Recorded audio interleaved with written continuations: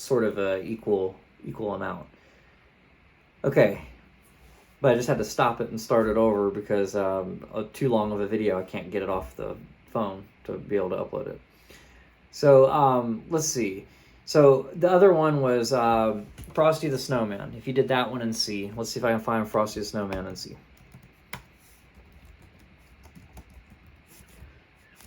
Snowman chords in C.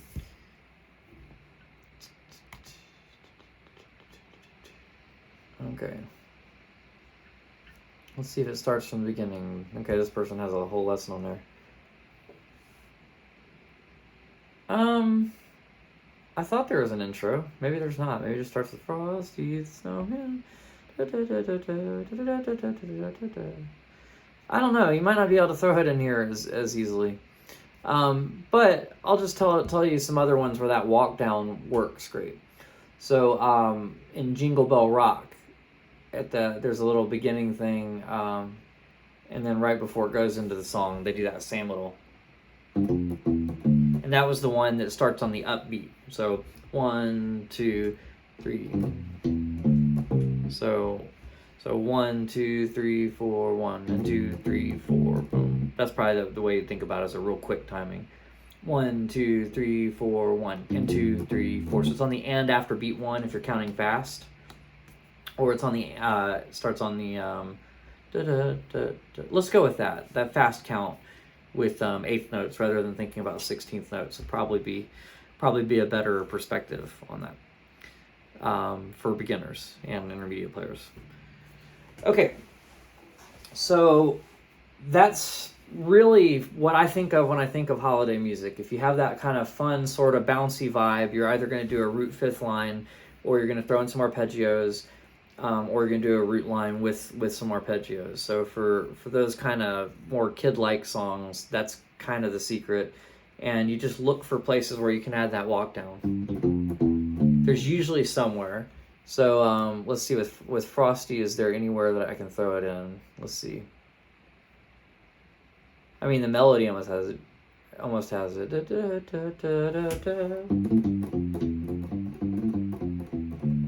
It kind of has it in there. So let's see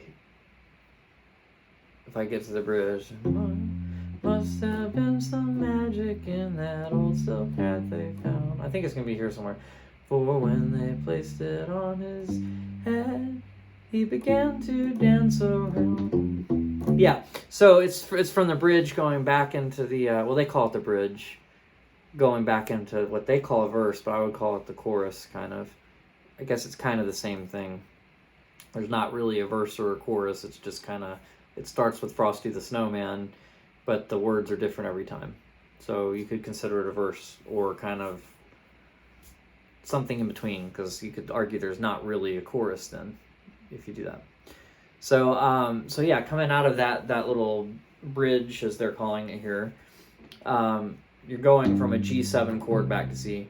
So he began to dance around. Frosty the Snowman was alive as he could be. And the children say... Oh, and that's another thing. When the fifth of your chord is the same as the root of the next chord you're going to. So in this situation, it was an F chord going to a C chord on was alive as he could be. So first we start with C chord. Frosty the Snowman. And then we go to F, was alive as he could be. Do you hear how it sounds weird when I hit the root of the F chord and then go to a C as the fifth of the F chord, and then the next note is a C as the root of the C chord? What I would do there, if you have that situation happening, is I would double the root or hit the third of the chord. So of the chord that's going to the other one. So if it's an F going to a C and the fifth of F is C, you would probably want to hit two Fs in a row. So let me play what that would sound like. Oh, Frosty the Snowman was alive as he could be. Notice I had two Fs rather than going F, C, C. Because it kind of sounds like you got to the other chord early, even though you're thinking of it correctly as the fifth of the previous chord.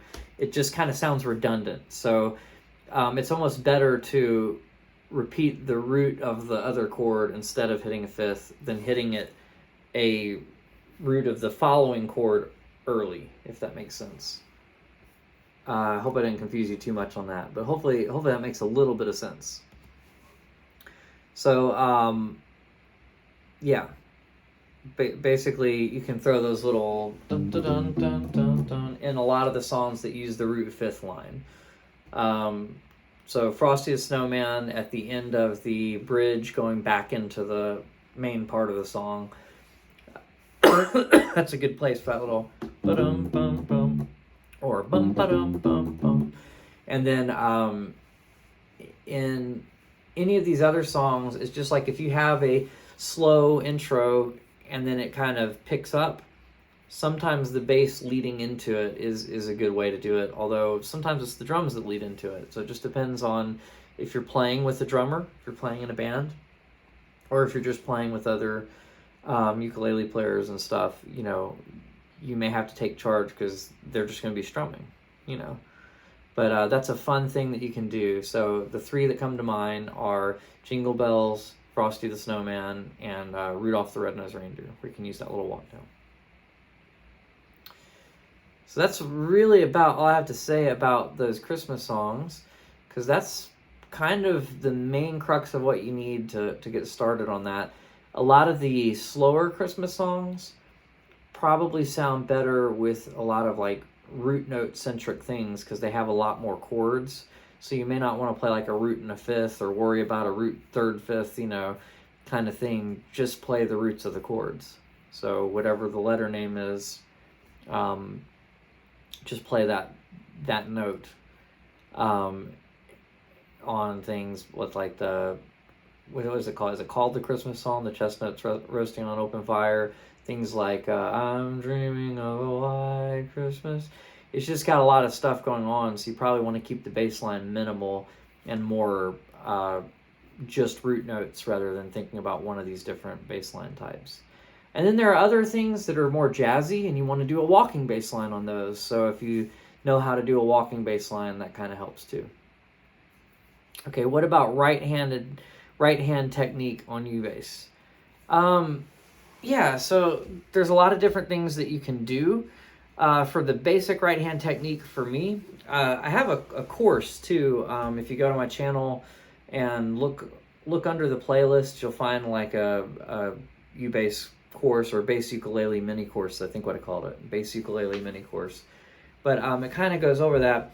The hard thing about going from an electric bass, a full-size electric bass, to this one is a lot of times people get used to anchoring their thumb on a pickup and then plucking the strings like that, and there's no pickup, so your hand will just slide if you do that. So I generally pluck with my pointer finger and middle finger, whether it's on the rubber strings or on the flat wound strings that I'm using right now. But you could do a couple things. You could just sort of have your thumb against the body of the bass and just keep it from sliding up and down. That's one option. What I like to do is some combination that's sort of like the floating thumb technique. If you've learned that one, if you play six string, you might have come across that. I'm not sure. But basically what I do is when I'm playing the E string, I have it just sort of resting against the body. But for any of the other strings, my thumb will come down and rest on the E string. And that's not really the floating thumb. If you're doing the true floating thumb technique, your hand's kind of resting more like this, where your thumb can slide down. Sorry, I'm going to hold it up like this so the people on the playback can see it too. But your thumb can just kind of sort of lean against a string, and then when you're ready to move to the next string, it can just slide down with it so that you keep the same distance between your fingers and you're not stretching your hand out further as you reach down for the strings. So that's one thing that you can do. The other thing is you could just anchor your thumb on the E string. Sometimes I do that because it's really not that much of a distance from here and here, and it doesn't really slow me down to have that much space between my thumb and fingers. So in that case, I just wouldn't fret too much about it. And then, yeah, so typically that's what I'm doing, is plucking and alternating between my pointer and middle finger. And I would say play really lightly when you're playing on the polyurethane strings. Whoops. And if your fingers are getting hung up here and you're like kind of going slower than you want to because your fingers are just kind of catching on the strings, you probably need to play a lot lighter and then use the volume of the instrument to kind of bring that up. And then you could also play closer to the bridge when you want to play faster passages, because there's a little more tension there. So if your finger sticks, it won't pull the string all the way with you like that. It'll eventually just let go, hopefully more in time. So that's what I typically do for technique. Sometimes, especially with the metal strings, not as much with the polyurethane strings, I might do some like muting. So I'll just do this on the metal strings because, like I said, the polyurethane strings, they already sound muted, so you don't really have to. But if you want to get the metal strings to sound a little bit more like that, then I palm mute. So I take this part of my hand back here, I put it kind of near the back of the bridge, and then I'll pluck with my thumb. Versus, so it's like you get that little muted sound, and it sounds a little bit maybe more like an upright, or so it's got a little less sustain, and it takes away some of the brightness of the notes. So you can kind of go back and forth between using your thumb like that versus depending on what kind of sound you're going for and what style of music you're playing. So hopefully that helps a little bit with the right-handed technique question. But that was a great question.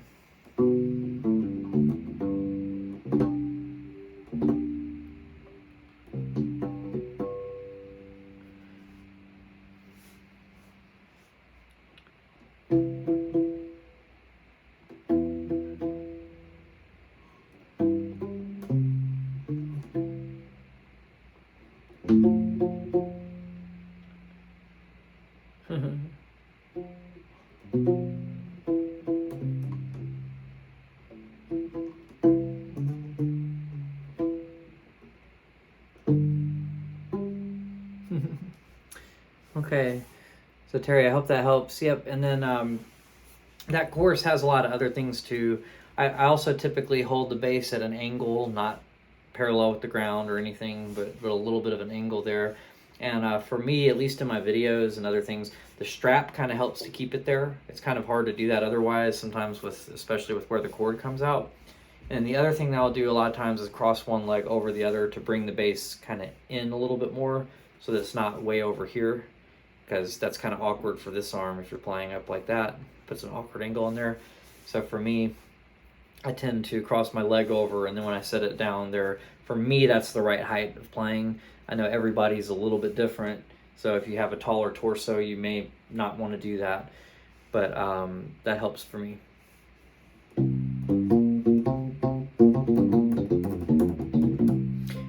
And then even though I'm not supposed to, sometimes I'll let my hand kind of rest on the bass.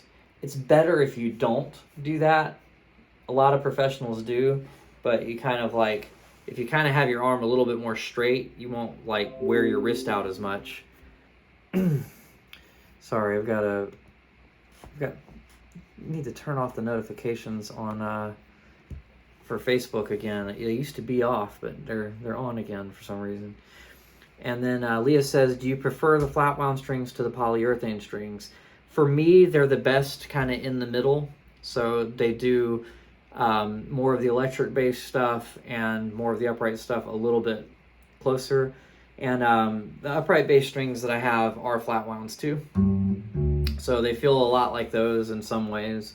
The main thing that I like about the flat wound strings is you can slide without worrying about the note going out of tune when you end up where you're basically on the polyurethane strings. If you slide to a note, you're going to bunch up the string a little bit. It's going to like a rubber band going in like that. So it's going to make that part of the string bunch up over here, which might make the note a little bit flat where you end up on the slide. That doesn't happen with the flat wound strings. Another advantage is there's less string noise. So that like clickiness that you get with that gets amplified a lot because of this type of pickup, there's just less of that getting amplified because these strings aren't sticky, and they also don't have ridges that kind of click like the round wound strings do. So for me, I do like the flat wound strings the best, but they do have their limits too. If I want a brighter sound for like slap bass, I'll do the round wound strings. If I want to use a pick, if I want a bright sound, once again, I'll go with the round wound strings. And if I want more of a kind of muted sound, these have they're a little bit more muted. They're not as bright as the round wounds, but they aren't as muted as the polyurethane. So for me, if I want them to sound like the polyurethane strings a little bit more, I do that muting technique I just told you about. And they don't sound exactly the same, but I have a lot of control over it, whereas on the polyurethane strings, sometimes with how much they bend, it's a lot. So hopefully that kind of makes sense. And just let me know if you need me to repeat anything too. But yeah, I do prefer the flat wound strings for that reason. Slides and less string noise, and the fact that the tension is about the same as an electric bass string. You know, they don't give quite as much. Allows me to play faster.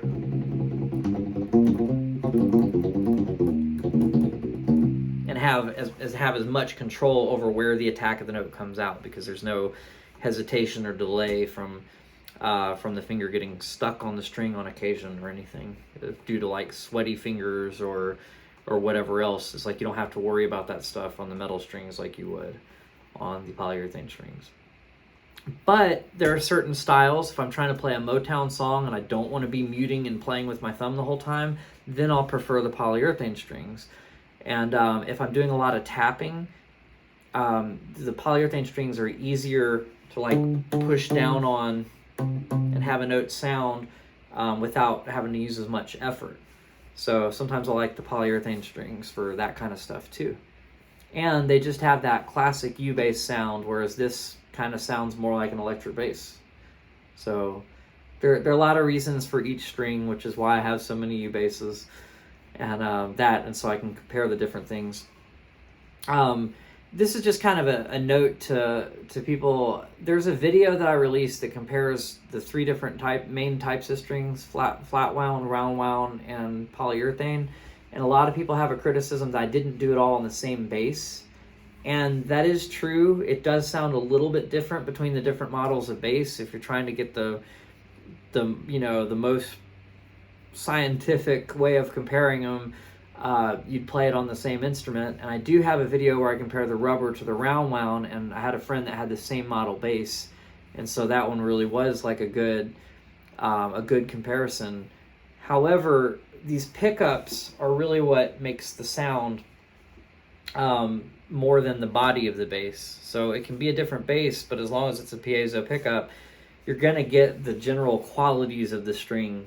The things that you like and the things you don't like aren't going to be different from different models. Like, for instance, the string noise. There's always going to be...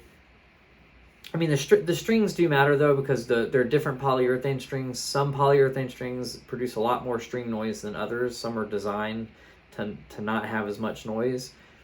But in general, if you have the same set of strings on different instruments versus on the same instrument, you're going to hear that there's a certain amount of string noise. You're going to hear if one of them gets more of the U-bass sound, it sounds a little bit more like an upright. The polyurethane strings are going to have those kinds of things all the way across the board on the different instruments. You might get different EQ settings on certain basses that have like a 3-band EQ. This is 3 knobs: treble, middle, and bass. Whereas the shadow pickups only have one knob that kind of goes between treble and bass. And so it's kind of like, it may be a better pickup in some ways, but you have less options on how you can alter the tone. So those kinds of things are different. And I know that one of the basses I had has the shadow pickup, whereas the other ones have, what is this, the UK 500B is what it's called on there. But so that might vary a little bit, but I also did a comparison of these basses to the upright bass, which also has a type of piezo pickup that's different, and they sound a lot like the upright with that pickup, because that pickup style just picks up the vibration, so it doesn't really take into account like what type of wood, or are there F holes versus a round sound hole. Those things affect the sound less. So so if you watch that video and you're wondering, I think you can still get a pretty clear difference of the string from that if you're just curious about which string you like the sound of best. Don't let that throw you off too much that there are different models, U-basses that I'm playing. So hopefully that will get watched by people that have that criticism on that video, because yeah, they're right technically, but I think that the differences that I'm talking about, and the real differences that you want to know about the strings, are going to be the same regardless of which U-bass you get. Okay. So does anybody have any other questions, or any specific songs you want to hear anything about? Because we're trying to do holiday music, and I haven't really played too many things other than Feliz Navidad, Frosty the Snowman, and Rudolph. So if you have questions about a specific holiday song, let me know. I had made the mistake of not going over my old arrangements. So like I had the plan of doing a couple things about the bass line and then playing a couple of the arrangements, but I'm afraid now if I pull up the tabs for the arrangements that I won't be able to play them all the way through without a little bit of practice. But I might try one just in case. So what I was curious about, I mentioned about tapping being easier on the polyurethane strings. It's not necessarily better sounding, but it's easier on your hands when you do that. So I'm going to switch the U-basses out and find my old version of Jingle Bells, if I can figure out where the tabs ended up for that. And it was a tapping version of Jingle Bells. And so I'm just curious as to what it sounds like on the polyurethane strings. So let me tune up real quick. I think it's already in tune. Okay. I'm going to turn the volume up on here so I can hear it better. I want more treble. Because when you're tapping, you're hearing the, ooh, I don't want that much though, that's very clicky. Okay. So now I've got to figure out where it is, that's the only thing. Jingle Bells, U-bass. Let's see what happens. Okay, let me try a bass uke. Okay.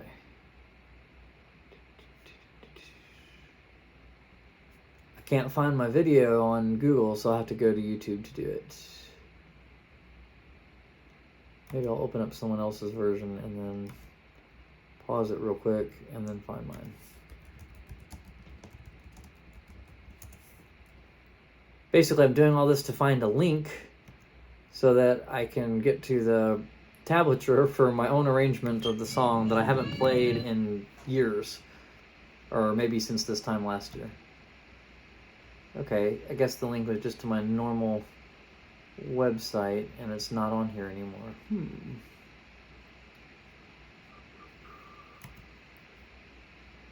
Alright, well, I'll just try to do it from memory. It's not going to work too well, but I tried to do it a little bit earlier today, so maybe it'll work.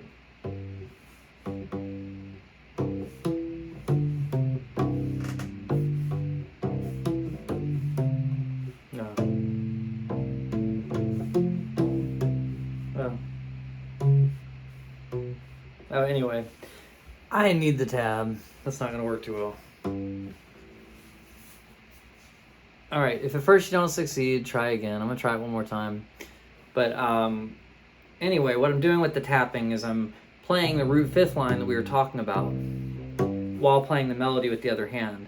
And the hard part is sometimes you have to get this hand to do the melody more on one or two strings so that you can still play the bass line without having to move the hand around too much.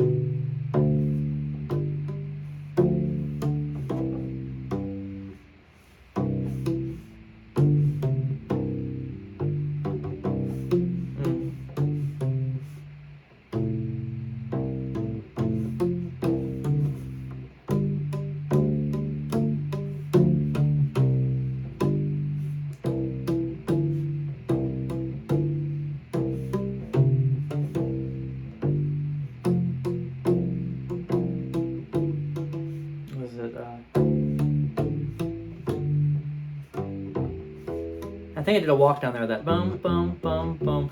I was trying to throw that in there so that so I could show you that Jingle Bells is another one where you can throw that in there. But yeah, it's kind of tricky to do there.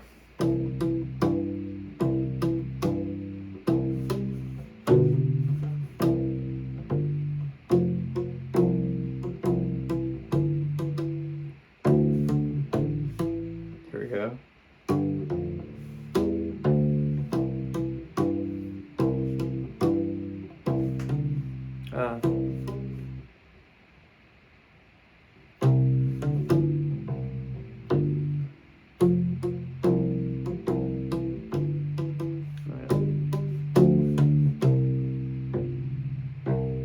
So yeah, something like that.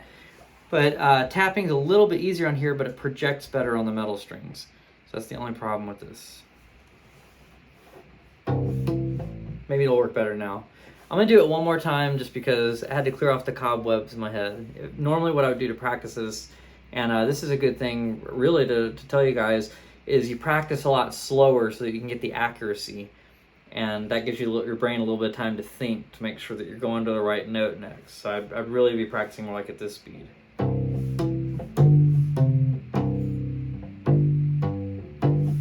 Whoops.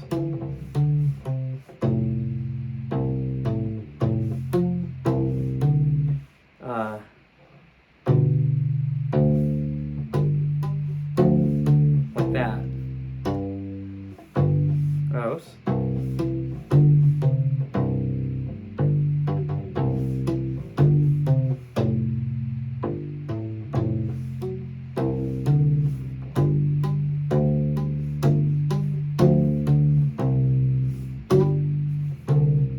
There's the Jingle Bells part.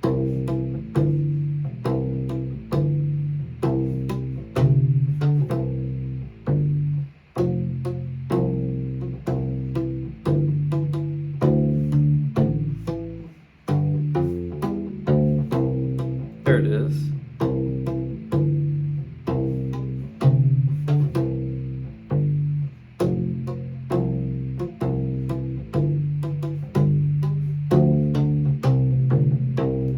And that's kind of what I do for what I kind of did for the Jingle Bells arrangement from a long time ago.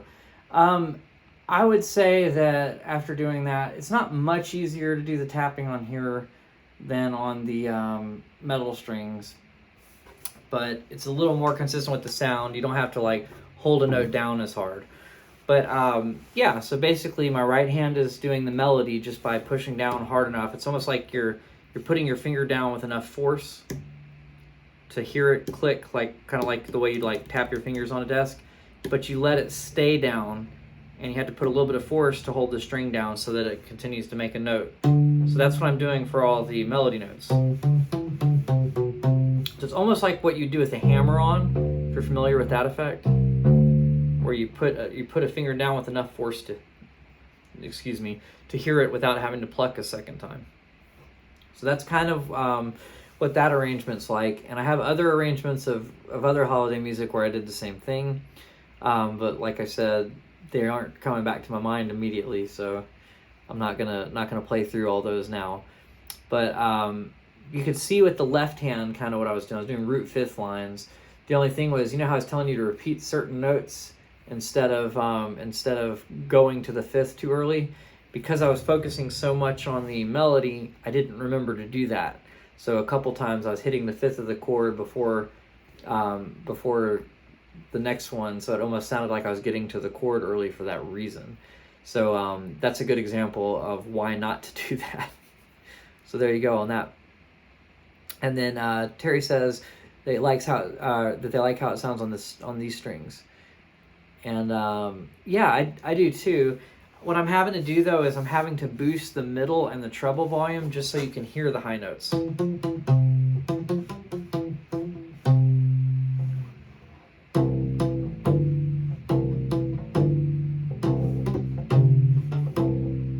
The other thing about these strings is I got this Wanderer several years ago, and these are the original strings that came on it.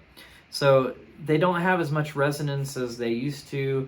They're a little bit worn out, and they're a little bit more dead sounding. So if you have brand new strings of any kind, they're going to sound a little bit brighter than the ones I have here, because I just don't change my strings very often. Because for most things, these strings are still good, even though they're starting to show signs of wear. Like if you look at them closely, I'm not sure if you can see it on a video, but maybe on the playback you'll be able to, I'm not sure. But not really.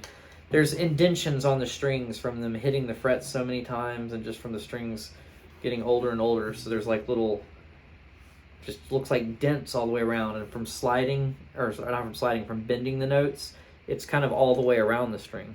So I recommend replacing your strings more than I do. So another thing I want to mention, because a lot of people see certain videos from me, but they don't see, like you either see the long form videos or you see the shorts videos, but usually the people that see the long form don't always see the short videos and vice versa. So since this is a long form video, I wanted to mention that I'm releasing a lot of things as shorts. So there are a lot of songs I did for holidays and things like that a while ago, and they're just somewhere on YouTube, and you can find them on my holiday playlist and all these other things. But what I'm probably going to be doing in the next few weeks is just taking those videos and re-editing them so they'll be short videos where there'll be tabs kind of above and below the small little video of me playing it, and then I'll probably be hopefully releasing several of those, in addition to maybe making a better Feliz Navidad video that has the tabs on screen as well. But that's my plan for the month. We'll see if I get to all of it. I'm hoping I do, and maybe if I'm lucky, I might be able to go to Uke Republic, that's not actually too far from me, and be able to try out a couple of bass ukuleles they have there. They have a the Kala solid body, and I did like a short vertical video review of it, but what I really want to do is get better recordings from going up there and bring everything out and do a full review on it. I was hoping to have that out before this month, but I didn't quite get to that. So hopefully I'll get it out this month before Christmas, because a lot of people like those, right? The solid body with the round wound strings. They're a little bit longer than a U-bass, but they're still Kala brand. And they look kind of like miniature Fender jazz basses, but with a totally different, or maybe more like the P bass, but with a totally different pick guard. So I'm hoping to check those out. And let's see, Toby says, solid body candy apple red is in my future. Yeah, and then I found out they actually make fretless ones too. So what I'd really like, if I were going to buy one, I would buy the fretless model. But I don't think they have any of those in stock. But I like the idea of that because it reminds me of like a miniature Jaco Pastorius bass or something. But that's what I'd be interested in. But they play really well. For being that small, they do play really well. And I know someone asked earlier, if you're on the stream, please forgive me for not realizing, but someone asked on a comment earlier, are they a professional bass? I'd say they are.